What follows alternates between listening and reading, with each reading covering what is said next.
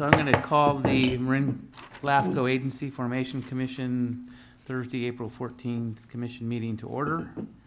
The first item is roll call. Susan Adams is absent.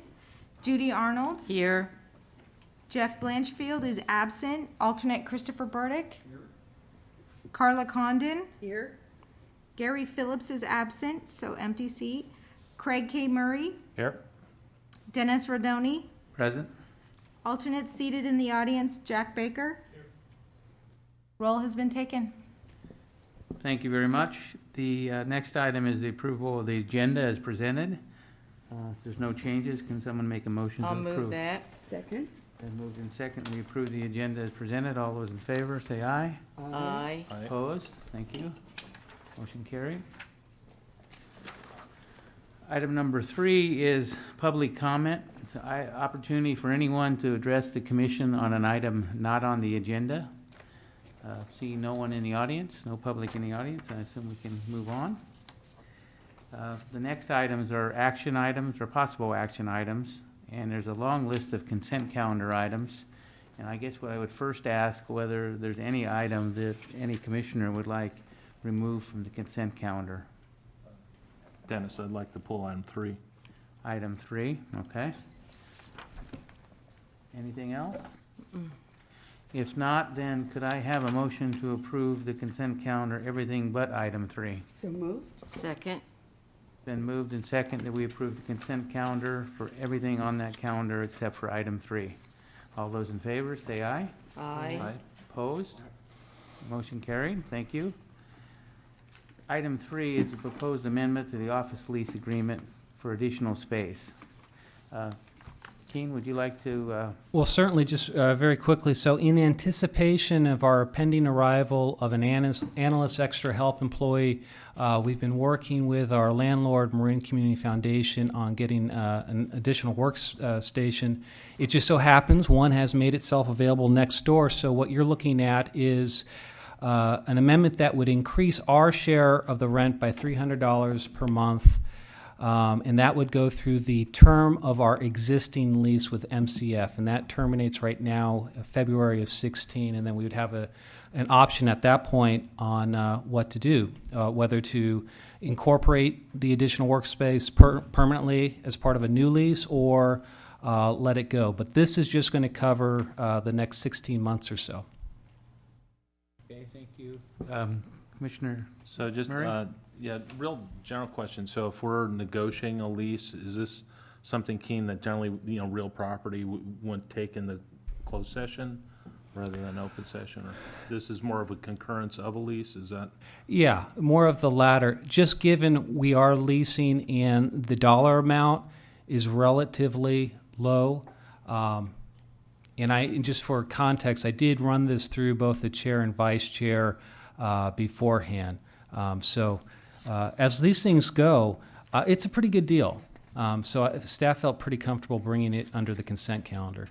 Okay, just a couple other things I noticed in the lease. It said only the spaces to be used only for general office use, and traditionally over the last several years, we have had public meetings in the building. So I assume that's yeah, okay, that would be so that would be included.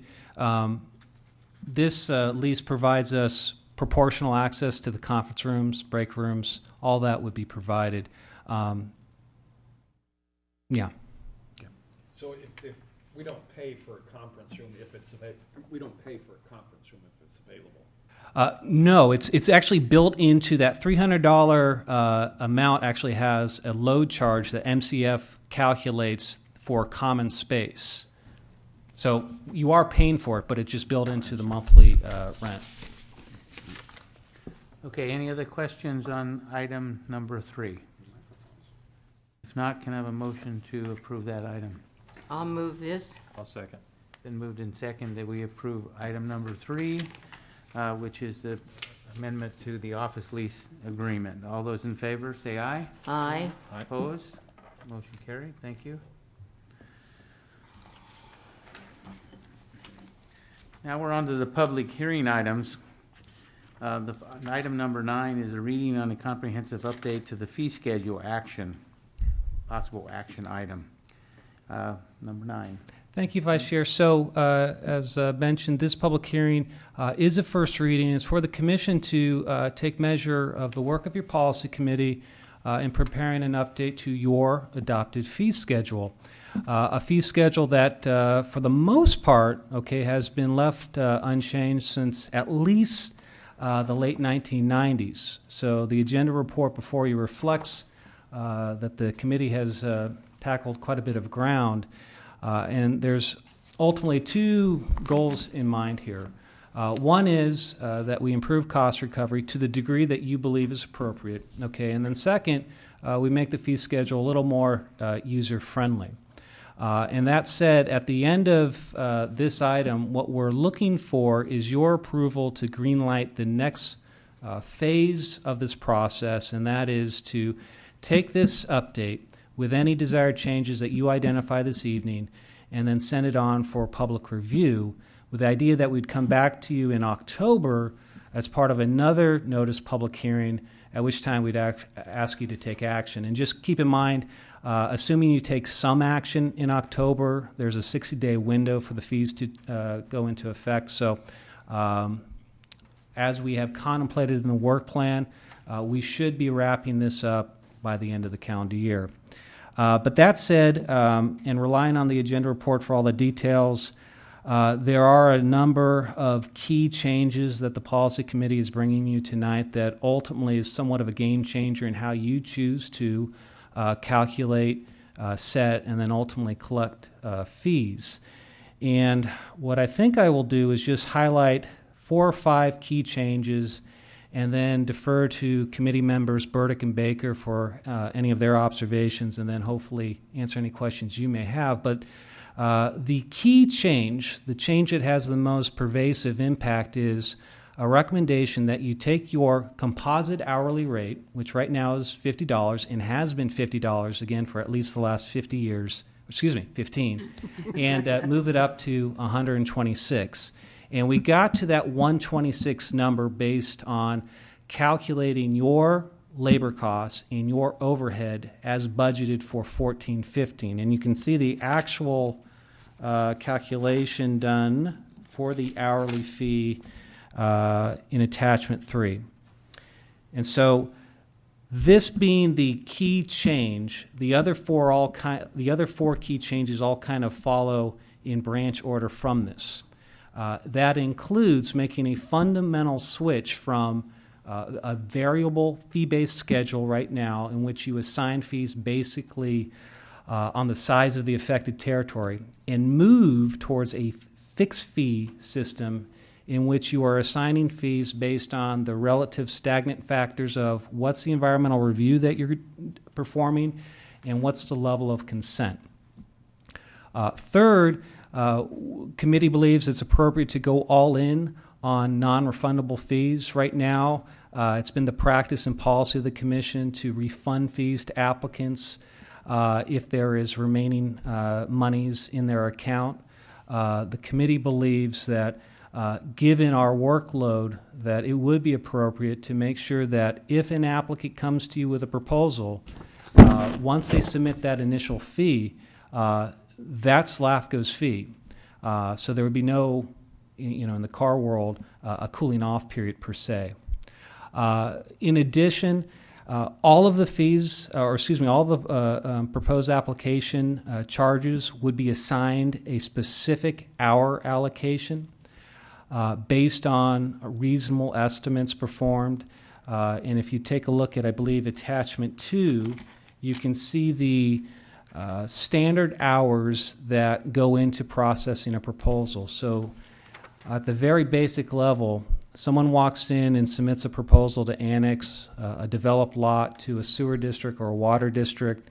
We have the full consent of the property owner. There's no significant environmental review. That's still going to take us about 30 hours to process, mostly because of the various steps under state law. And so that number then would be multiplied by your composite hourly staff rate. Now there's a fifth and final key change that I want to add, And that is, if you look at the bottom of attachment 2, you'll see a municipal service review maintenance fee, which is 20% of the base charge, and is intended, okay, to help recover this commission's cost in now preparing municipal service reviews. Certainly something that the committee believes is, well, A, legal, and B, merited, given these studies have a direct correlation in your decision-making when a proposal comes before you. Not a lot of LAFCOs do this, but certainly we believe it's appropriate for Marin LAFCO to consider. So those are the key changes that are reflected in this document. Certainly, at the end of the day, what does this mean? Well, it certainly means that you're going to be doing a lot better in cost recovery. Now, the flip of the coin is applicants are going to see anywhere between a 300 to 400% increase in their charge.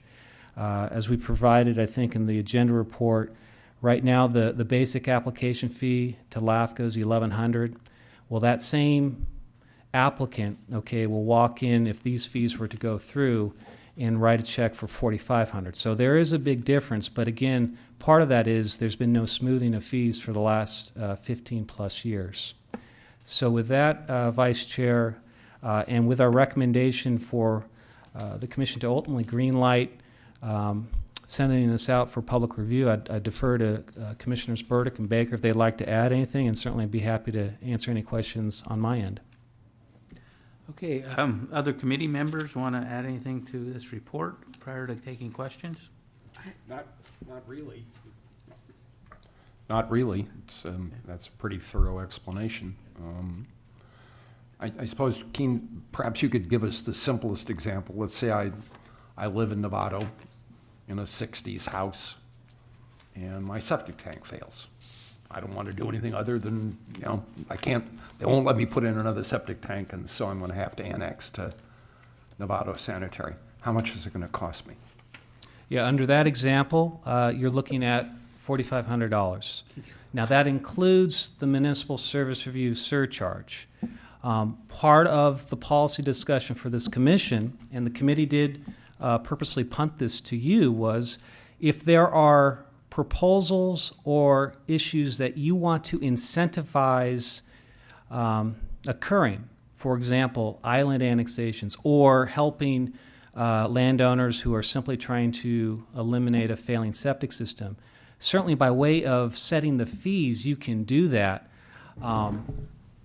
It's a discretionary item. I will note that you do have existing language that contemplates how you would consider a fee reduction, not a waiver, but a fee reduction, but it's not quantifiable, it's qualitative. Certainly the commission can have discussion about quantifying that discussion, that issue. Commissioner Baker, did you want to make a comment? No, I think King's put it pretty well. I don't have anything to add. Okay. We did discuss it as he explained, and am I supposed to? Sorry. So no, I don't have anything to add. We had a pretty healthy discussion about the thing. There was some concern, especially in the chair, about the rates jumping up and certain applicants feeling that they're pressured or. But I think we kind of resolved that, so I think we're kind of all on board with this. Keen, could you just tell us what the Novato example would be today? You said $4,500 for. Yeah, the Novato example would be $1,100. Thank you. Carla? Yes, I have a question.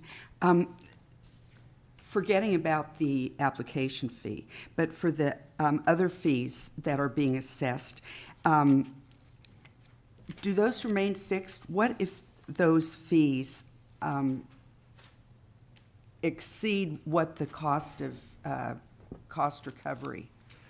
Outstanding comment. So in the course of assigning a set allocation of hours to a particular proposal, so for example, this Novato example, we would tell the applicant, you're going to have to prepay a non-refundable amount to cover 30 hours of staff time. If you get a proposal that turns into a black swan and it just starts taking a life of its own, we would have explicit authority here to start charging after hour 30 on a composite hourly rate. It would certainly be on the onus of staff to be tracking their time. But at the end of the day, very few of the fees that we are proposing would be at cost. The only fees, in fact, that come right to my mind that would not have an immediate fixed amount are things that are difficult to estimate, like a municipal service review or a sphere of influence amendment, where it's just a moving target. Okay, I was thinking, though, conversely, Yeah. if you have a fee, but it's an easy application and doesn't even come near the cost recovery that you're trying to achieve, would that be refunded? And if not, is that okay? Under what we're proposing, no, it would not be refunded. So if a proposal came to us and just everything aligned itself, and instead of spending the 30 hours we anticipate, we spend 25, under this policy, no, we would not be writing a check to that applicant. My experience, and again, I've only had 10 months here, but 10 years in another LAFCO post is more times than not, you are at or generally just exceeding that threshold. The hours that we estimate don't take into account kind of the dead time that occurs in processing proposals. So while it is possible one particular applicant may find themselves not getting full value for their application fee, I think it would be the outlier to the norm. Okay, I just was concerned if LAFCO was doing something that wasn't appropriate, because it's my understanding we can't make a profit. We can do the cost recovery, but I didn't think we could actually make a profit on an application. Well, I certainly wouldn't suggest we are profit-making in this formula. These are conservative estimates of the time that goes into a proposal. I think it would be fair to say that most of the time we're not accounting for all of the pre-discussion hours that go into a proposal. Okay, thank you. Other commissioners? Commissioner Murray? So thank you, Keen. This is great. I really like to see you moving forward with these things, and thanks to the commissioners for working on this as well. A couple of questions about the programmatic fees. We talked about this board kind of driving certain policies too, so I think some of the public health and safety items like sewer connections are important. I could foresee someone perhaps not able to afford the fee, and certainly maybe working with those jurisdictions that may benefit from it. So if it's a sewer district receiving a new connection, then perhaps considering that, or looking at policies where we could work with someone on special cases like that as we get into ducts and other locations and meeting some special policies or special needs. So I appreciate you bringing that forward. I think there'll probably need to be further work on that. Dennis, can I ask, if you're replacing a water line at North Marin, if you ever, the homeowner says, I really can't afford, $100 a foot, can I do it for 30? Do you ever do that? Ever? Well, once in your life? In most cases, no. And you have to remember, we only take the water line to the meter, and it's the user's Because I don't know, I can't see the Novato Sanitary District saying to someone, oh, we're awful sorry, we know you're a pre-Prop 13 homeowner and you're in your 70s, and we'll cut you a deal here because you're such a great guy. The cost is the cost, and that's what it is. I mean, I just had my brakes done. They tell you it's going to be X, this is the unit charge, and 45 minutes later they're done. $500 later, well, come on, I'd like to get, $140 an hour, and I don't, but that's the way life is, so. I wasn't aware we were exempt from the exigencies of life. And our board gets a raise for looking at this, is that right? That's certainly a possibility. Just kidding. Craig? So I think one of the examples is island annexations, where most folks might not care if they are part incorporated or not. And if there's economies of scale, and certainly staff does some research and say, you know, we can drive that cost down, and if that is a way of incentivizing a large group of people meeting our objectives too, and helping them as well. And it's true, they might be able to afford it themselves directly, but if it helps advance things, then I'm certainly for that and looking forward to any sort of policies. Yeah, there's a provision in the bottom of all this stuff that says, you know, in the case of hardship and whatever, you know, the applicant or people affected can, you know, come in front of the commission and say, can you give us a break? Not can you waive it, but can you give us a break? So if you have a group of innocent, completely unwilling, we don't want to be involved with you in LAFCO at all, but we're forcing this on you, then we could come and give them a break. They could drive here in their Lexuses and ask us for a break.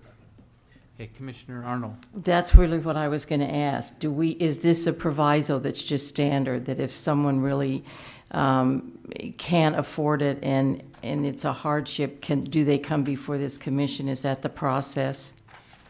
Yeah, so under your existing policies, which is the very first attachment to the agenda report, let's see here. There is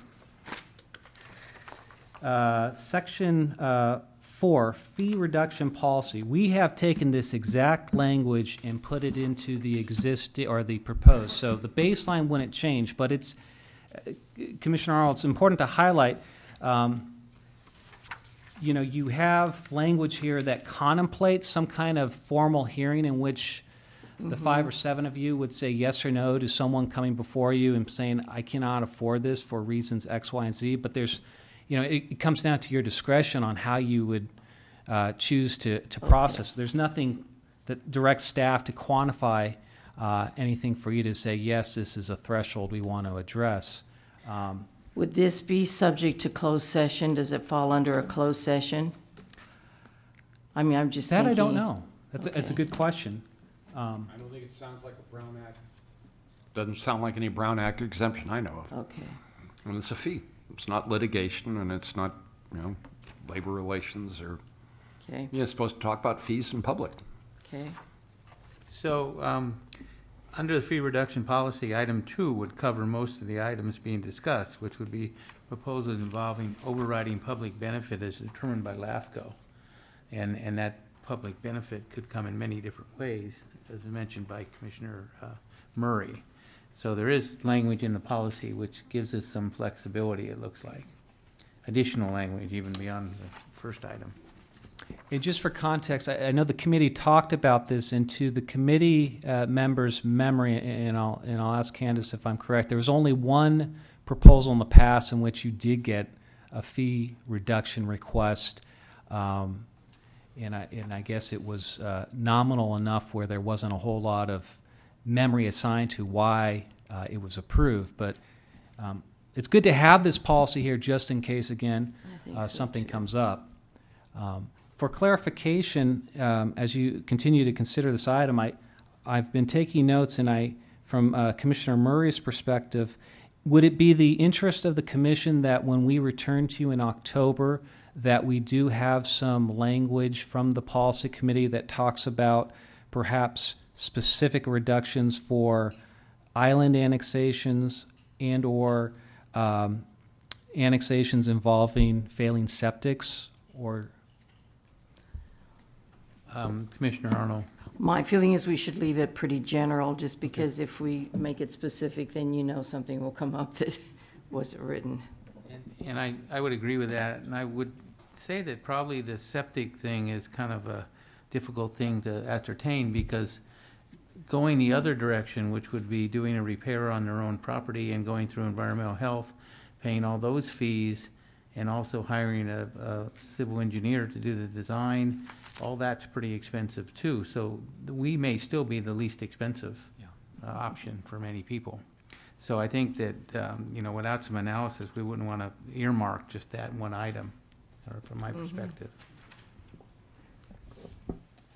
And finally, just because I am sure he'll be watching this, when we presented this at the policy committee, Chair Blanchfield did inquire as to what would the proposed fees mean relative to what other agencies are charging. And if you take a look at attachment 4, we did a comparison of other Bay Area LAFCOs that would have a similar fee schedule structure.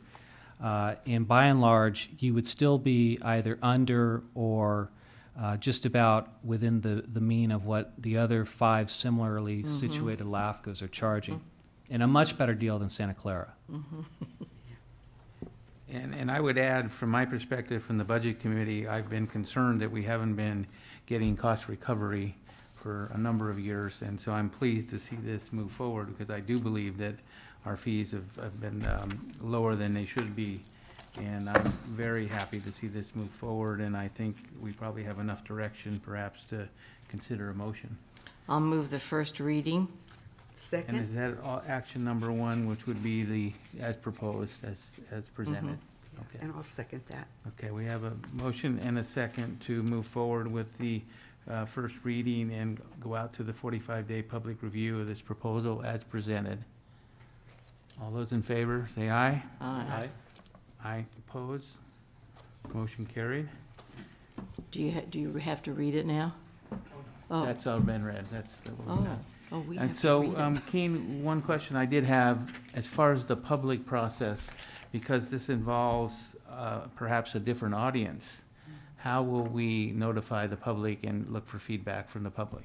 Well, so 2 immediate mechanisms. One is by way of our local agencies. So we'd send out a notice to all 65 cities and special districts subject to LAFCO who could be potential applicants. And then on the other side, we would do a notice in the newspaper as well as post on the website.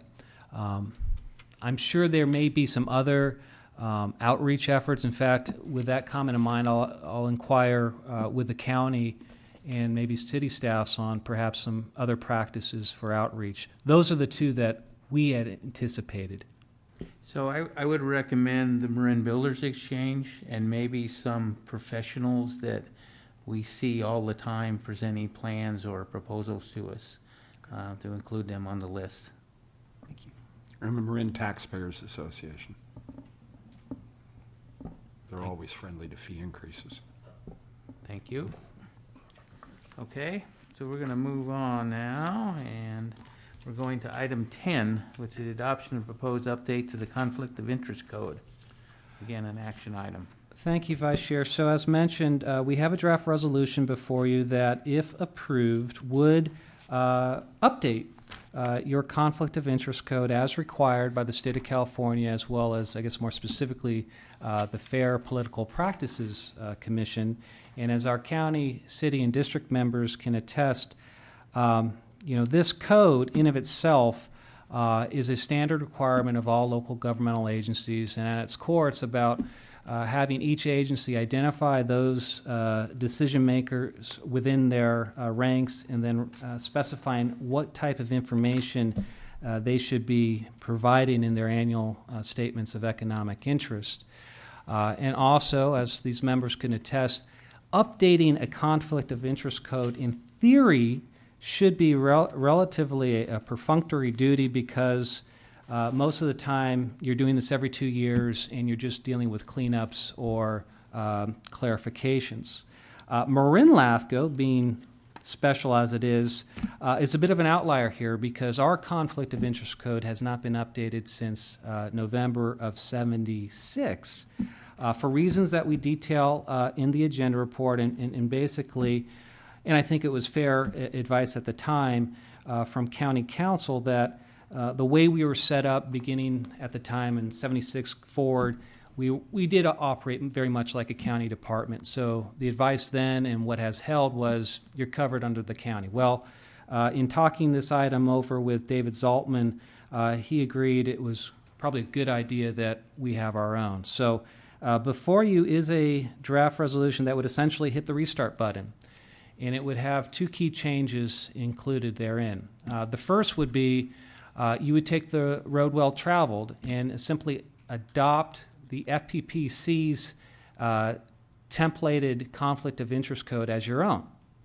And what you lose in not having a more tailored code for our own purposes, which means you might have to do a little more reporting than normal, you would gain by being in safety of numbers. And any time the FPPC makes a change, well, we would be covered under this our own policy. And then the second component that is different from what has been the standard is right now your code only identifies really 3 decision makers that need to file statement Form 700s: the chair, the executive officer, and the commission clerk. Well, obviously, the full commission are decision makers, so let's add them, as well as commission counsel and then consultants. And then there is one caveat to that. We're looking for your approval to provide me some discretion administratively to waive the disclosure requirement for certain consultants if I determine that their scope of work at Marin LAFCO doesn't rise to the level of decision making. An example would be for website maintenance. There would be a vendor that I don't think would have any direct interest one way or the other in what we're up to. But that would be a discretionary decision by the commission. So with that, because we are over our 2-year period, this is a public hearing. We do have our recommendation for the commission to consider, and I'd be happy to answer any questions. Okay. We're going to ask for any public comment at some point here too, but seeing no public again, if I forget, please remind me. Commissioners, any questions on this proposal? Item number 10. Okay. I think it's pretty straightforward. Most of us, at least city and elected officials, have seen this before and see it all the time, so it's pretty straightforward. And so is there any other comments from anyone?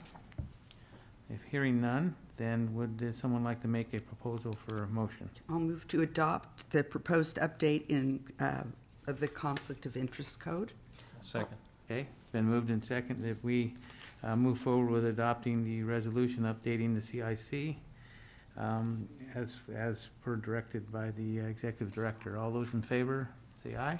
Aye. Opposed? Motion carried. Thank you. The next item is business items, and the first item is a response, which is a letter to the 2013-14 grand jury report on special districts, and there's possible action here. Thank you, Vice Chair. So quickly, you have a draft letter that we've prepared on your behalf addressed to the grand jury on their recent report on special districts here in Marin County. A report that certainly dives into a topic of mutual interest, and that is, okay, what's the public's knowledge and engagement with local government, and in this particular case, in interaction with special districts, their reach and their operations therein. Now, not surprisingly, just based on, I think, past reports to the grand jury, this report does have a kind of a permeating theme that more needs to be done, and in particular, the grand jury sees that there's a lot of civic disengagement with respect to their knowledge of special districts, and this disengagement in the eyes of the grand jury is creating ineffective oversight, and they list as examples, I think Ross Valley and Novato Fire as boards that sometimes can get themselves in litigation and ultimately cost taxpayers. And understandably, the grand jury points out that, Marin LAFCO has an important role in the oversight of special districts. And while not taking this commission to task on any particular matter, certainly the inference is more could be and more should be done to sunlight special district activities here in Marin County. And so it's with this background that the letter before you responds to a formal request a formal invitation by the grand jury to comment on how we view the relationship of the public and special districts. And certainly we've tried to incorporate some of the comments that we received at the June meeting when this item was initially presented to you for information. And perhaps the key comment included in the letter before you is recognizing that not all special districts are equal. They're defined differently under state law, and that creates a couple of issues. One is not all special districts report to this commission. Schools, community facilities, Melrose, Bridge and Highway, they have their own reporting authorities that they go to, all of which doesn't cast doubt, but certainly is a reasonable comment to provide the grand jury, given one of their core recommendation is that the county or LAFCO create this master list of special districts. Well, not as easy as it would seem. So that comment is in the letter. We also want to take the opportunity to highlight that this commission has done quite a bit over the last few years in its website to highlight, the activities of 54 special districts that do report to this commission. We also note, and in response to a comment that has been made in past and current grand jury reports, JPAs are on our radar, and that's something that we are working on.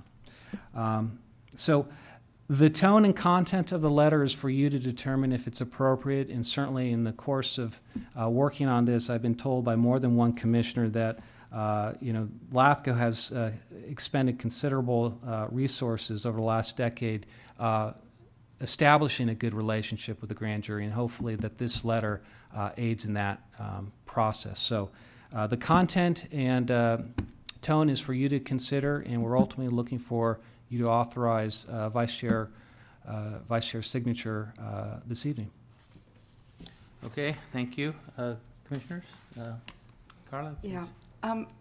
I know it's probably a lot to ask of LAFCO to do, but I have yet to find any resource in the county that lists all the special districts, all the JPAs, and just in a brief sentence or two, what the JPA's services are or what their function is.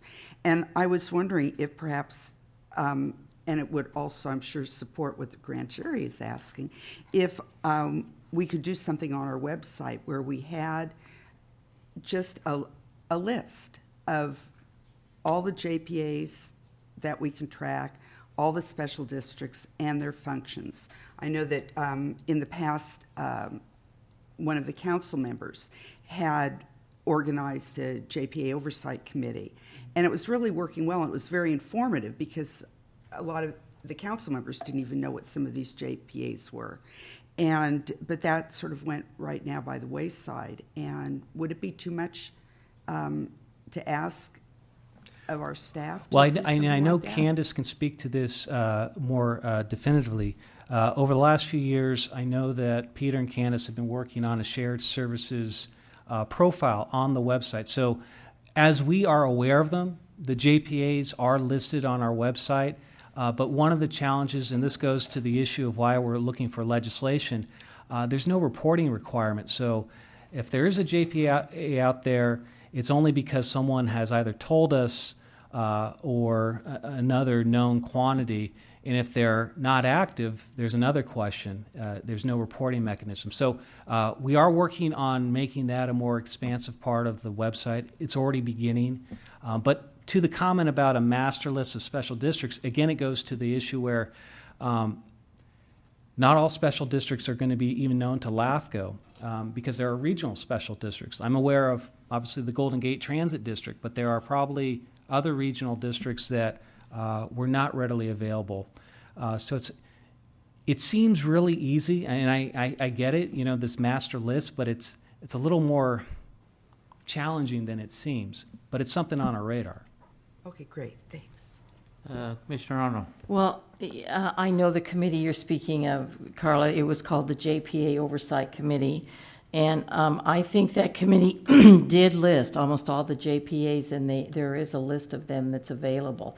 And they interviewed them, all tried to do it every year, a certain number, and then a certain number the next year. Right, but they were only the JPAs that didn't have a council member in attendance or as part of it. So it wasn't all the JPAs. I think at the end it was all the JPAs because it did McStop, and there's no council member on McStop. No, that's what I'm saying. They did list that and interview them, is what I'm saying. Yeah, no, I know, because I was there. I Yeah. remember that one. but it was the ones that didn't have a council member, those were the ones that were on the JPA oversight. That's right. Yeah, okay. Anyway, and just in regard to this, I think it's very diplomatic. Sometimes we don't feel so diplomatic toward the grand jury, but you did a good job. Commissioner Murray. So the report from the grand jury, I think is a really good start in reviewing special districts. Each of us that do serve in special districts, we probably received a list of questions to respond back in regards to this survey. Yeah. So I know, for instance, at Las Colinas, we did speak about this. We have a 5-page letter back, and there's certain information and actually some technical errors in the report. So kind of stay tuned. There's more to this, and I really encourage the audience that are reading the report that the report in itself isn't entirely correct, and they may want to see the responses back from each of the agencies affected by it. And that'll give kind of a more complete picture. That's good. Thank you. Commissioner Burdick. I did kind of notice that I think this year's grand jury report was kind of a kinder, nicer report when it came to sanitary districts in particular. It was a little more touchy-feely and less critical than it had been in the past. Maybe some fences, some pipes are being mended, perhaps. And Candace, how many calls have you had in the last 2 years from a concerned or confused citizen saying, can you tell me what the JPA is for X? You ever had one? I've never had a phone call. You ever had any phone calls from any citizen who said, who runs my sewer? We do get a couple questions about the sewer districts. Okay. They're usually referred to that particular district to answer questions. And those were people who just were confused and didn't know who to call? Yeah, or they Googled something and it came up with LAFCO, so they called us first. Because I think, the desire for a complete comprehensive list of dependent districts, independent districts, JPAs, districts which cover more than one county, et cetera, is kind of something that's really attractive to government wonks and NPR nerds. And I include myself in both categories, people who just can't get enough government and curiosity about what government is, but about which the average citizen could care absolutely less. What I am interested in is, what does the grand jury think that LAFCO could do or should do, for example, with Novato Fire? And do we call them up and say, you guys are spending a lot of money on lawyers and you're getting sued all the time. Can we help? And do we even have the statutory authority to pick up the phone and call them and say, can we help? Well, come on, straightforward question, Keen. It's not a rhetorical question, it's a real question. You certainly have the authority to call and you can initiate a consolidation. So if they as the tell us to commission stick it in knows. our ear, can we say, well, wait a minute, we're LAFCO. You can't just tell us to put a bug in our ear. We're very unhappy about what you're doing up there and all the money you're spending. You could be spending on fire hoses and more helmets and training and fire prevention. You could be brush cutting instead of spending it on lawyers, and I hate to see people spending money on lawyers. Yeah. We don't have it. They tell us to stick it in our ear, we stick it in our ear. Mm-hmm. Okay. Well, I think it's important to remember, as part of our normal reviews of these districts, we do look at their financial we have some financial oversight, and that could be an area of opportunity to make a comment if we wanted to. But I think, from my perspective, I think it's a good thing the grand jury is looking at all special districts. Me too. I think they're confused a little bit, as most people are, about what is a special district, what is a dependent district, what is a JPA, and all the other things that we're getting into. And I do see some rationale for having a database somewhere. And wherever we could help, I think LAFCO would be great to help. I mean, if we find out people, we should list them. And list them on our website and say these are JPAs serving San Anselmo or Corte Madera or whatever, or multiple cities, and at least it's some reference. But I think the one part I like about the grand jury putting the spotlight on special districts is there's a lot of stuff being done by special districts that no one else wants to do. And the reality is, that's why we have special districts, is because, and especially the smaller ones, are doing a lot of things that no one else wants to do or wouldn't be capable of doing. And the larger ones are doing that too in many cases, although some of the larger ones seem to struggle, as any bureaucracy does. But anyway, I don't think it's a bad thing, and I think it's a good thing we're making response to it. I know the districts are making their responses. I think it's important to set the record straight, because they have a tendency to get wrong information or miscategorize people, or even not put special districts that are independent in the right category. They mix them up. So it's important to keep the dialogue going. I don't think it's going away. This is the 4th or 5th grand jury report I think I've seen that they've talked about special districts, and I think shedding some light on it, in my mind, as a special district member, is a good thing, because I think people will realize the good work that is going on out there by special districts, and they are important, because in the governmental phase that we're in, with tight budgets and things, cities and other government agencies can't do a lot of the work that is being done. So anyway, if we can have Dennis, one more thing. go ahead. Does the county list, or does the Board of Supervisors list the various little strange governmental entities that the board itself is the de jure governing board of, like permanent road divisions? And can you find that on the board's website? Do you know how many there are? Well, certainly all the CSAs are Yeah, easily they're all I identified. mean, what about permanent road divisions? I don't recall that. Yeah. I mean, the board is, you know, And I can don't think of recall 3 of that them. ever coming to 3 us. of them in West Marin. The board, I see. yeah. Okay, so I think we could move on with this, and is there an action that we would like to take? We have 3 options, which is to send the draft response to the grand jury. It's the first option, and then the other is to modify the draft in some way, or to take no action. So someone like to make a motion? I'll move with the first option, to move this letter as drafted to the grand jury. Okay. I'll second. Been moved in second that we approve item 1, which is send the draft letter to the grand jury, authorize the vice chair's signature, I guess it would be, tonight. All those in favor, say aye. Aye. Opposed? Motion carried. Thank you. Item 12, California Association of Local Agency Formation Commission's annual conference items.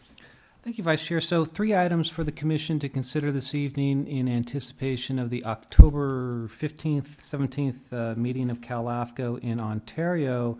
The first being appointments of a delegate and, if need be, an alternate delegate to cast ballots on your behalf, both for board elections as well as other business items that the association will take up. As staff is aware right now, we have at least one commissioner who has said they will be attending the conference. That's Commissioner Murray. So I know you have at least one choice. I don't know if any other members have that on their calendar, but again, it's on the 15th through 17th. And then also as a second item, the Cal LAFCO is looking for district and county members within the 15 coastal LAFCOs, Marin being one, to see if they'd like to submit a nomination to run for an open seat on the board itself. And again, this is just for district and county members, and certainly be happy to go into more detail about what that means if there's any interest on the diocese. And then finally, next week is the deadline for any nominations on the Cal LAFCO Achievement Awards, and in your packet there's about 10 or so categories that you can consider. I would suggest, unless a member has a specific nomination for the Achievement Awards, to think about it and then email me offline, and it's done in a manner where I can simply submit the nomination on your behalf, but I wanted to at least get this on your radar this evening. But we are definitely looking for a delegate appointee, and then if there's a county or a district member interested in running for an open seat, that their fellow commissioners would do the honor of a formal nomination. Okay, thank you, Keene. And you will be attending, I assume? I will be there. Okay. And Commissioner Murray, you are pretty sure you're going to attend, it sounds like. Is there any other Good. commissioners that would like to go? Hearing no one, then I would suggest that we delegate Commissioner Murray as our voting representative, with the executive director as the alternative. Is that Great. something? I'll move that. Okay, thank you. Second? Second. Been moved and second that we do that. Have Commissioner Murray be the delegate and the alternate delegate be Keen Simmons. All those in favor, say aye. Aye. Aye, opposed? Thank you. Is there anyone interested in the board, the LAFCO board? So Dennis, I'd like to talk to Keen offline about this. I may have an interest. I just want to see if the timing's right and the need at the Cal LAFCO level. And just given the deadline, if the commission is agreeable, perhaps authorize the chair to go ahead and submit a form for Commissioner Murray if, in fact, the timing works out. I'll move that. Second? It's been moved and second that we authorize the chair to fill out the nomination papers for Craig Murray for the position of, remind me what is exactly? Special district member. Special district member of Cal LAFCO board. All those in favor, say aye. Aye. Aye, opposed? Thank you. Item 13 is the legislative report. Thank you, Vice Chair. I'll let the report stand on its own with two comments. One is I have been told earlier today or earlier this week that AB 1995, that's the bill that would allow Bell-Marin Keys special authority to come to you and ask for CC&R latent power approvals. Passed both floors, is now on its way to the governor for signature. So that's a bit of a win for Bell-Marin Keys. And then also, we're not suggesting you take a position on it, but it is an interesting matter. The joint bill now, Assembly Bill 1739 and Senate Bill 1168, they now mirror each other, and they're highlighted on page, what is this, page 4 of our report. Mm-hmm.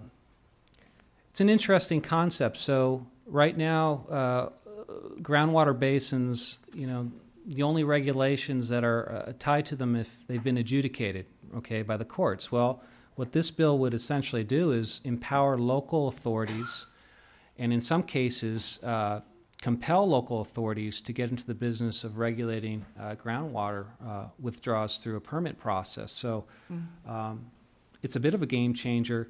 LAFCO has a small role in it, but amongst others, a very small role. Mm-hmm. It would essentially just have additional language that would prompt LAFCO to be a little more responsive to a local agency wanting to either form a new special district for this purpose or activate a latent power for this particular purpose. But again, this is really a cascading change in the way groundwater perhaps will be managed going forward. So I just wanted to highlight that for the Commission's benefit, but no new actions recommended.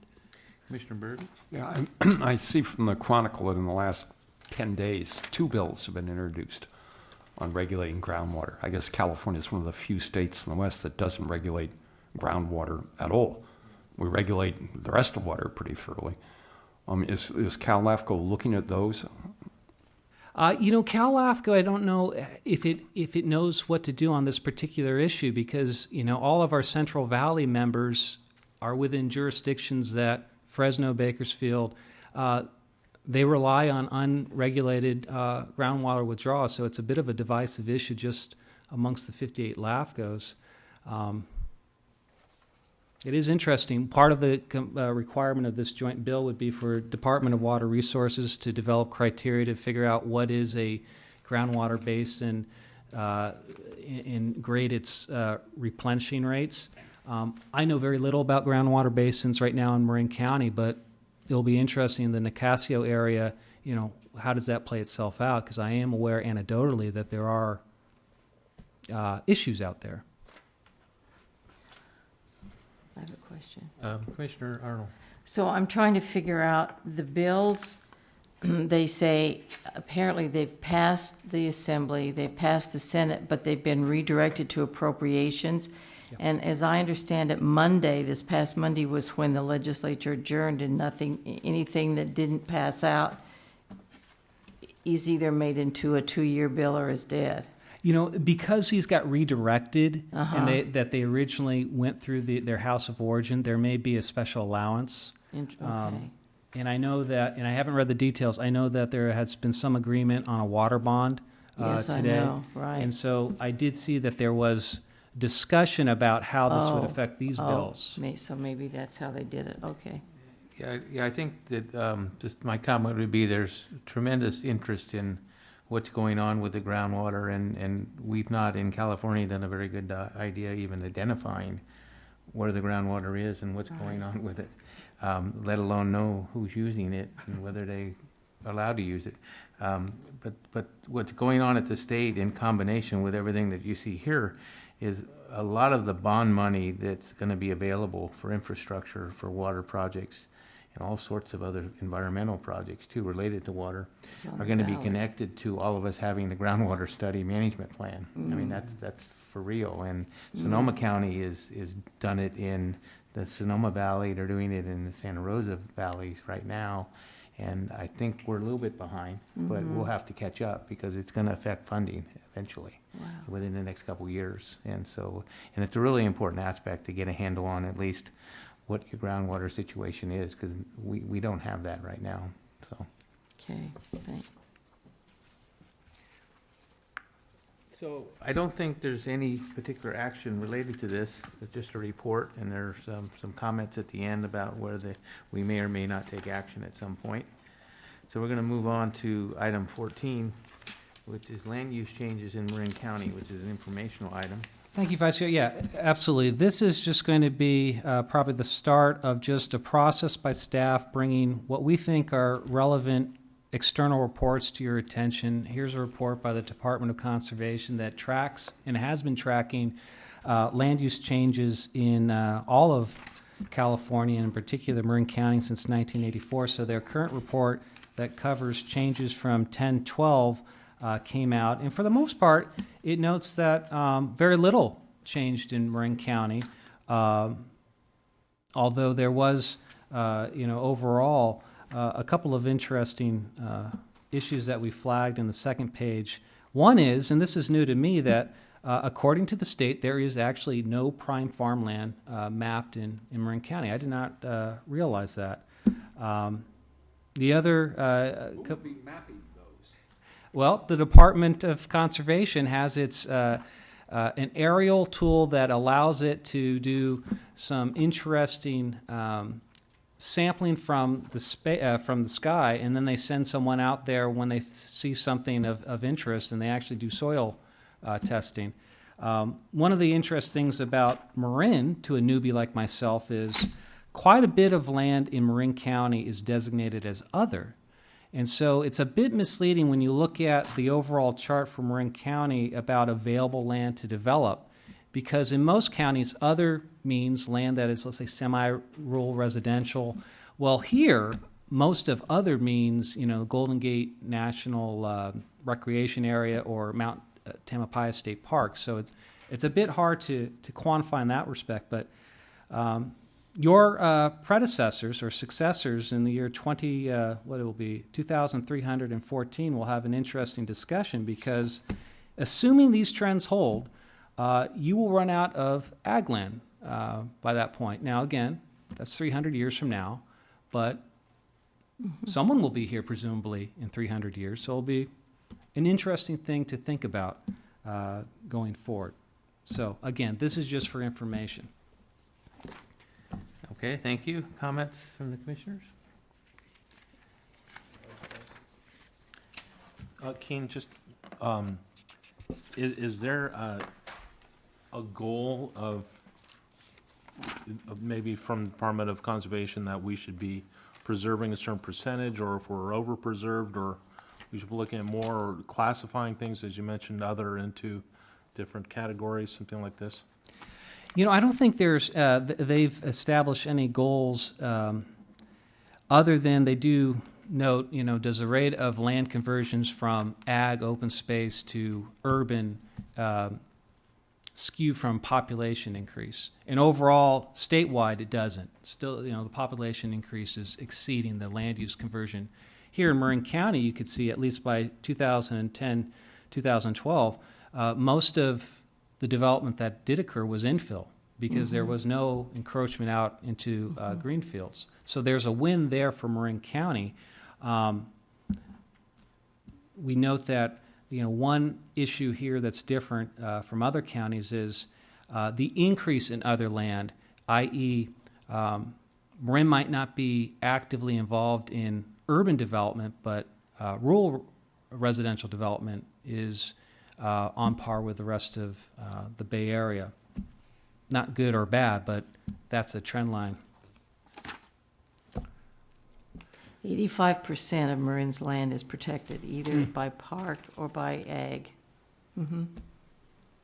Thank you. Okay, we're going to move on to Executive Director's report, and I think there was a letter on your. Yeah, two things. So, Vice Chair, before the commission, you should have just a copy of a letter that we sent out today to the county on their draft housing element update. One comment that I would be probably interested in pursuing with the commission, perhaps even at our next workshop, is how should a LAFCO respond to issues such as a county or a city identifying development opportunities within another jurisdiction's sphere of influence. It's an interesting issue. It happens in every county. To the extent you want LAFCO to engage that topic, I think it's worth thinking about and coming back to. So that letter went out today. And then also I just want to provide a quick update that later this month, we'll be doing interviews for the 4 finalists for the analyst extra help position. And if all goes well, bless you, we should have some support staff in the office 1st of September. Great. Okay. Any questions of the Executive Director? Greg?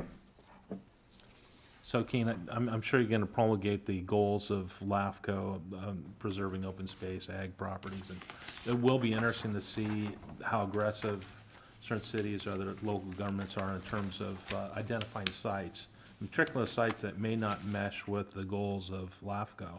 So I think that's kind of the work ahead in terms of looking at housing elements and the goals of this board and the hats we wear here versus local entities.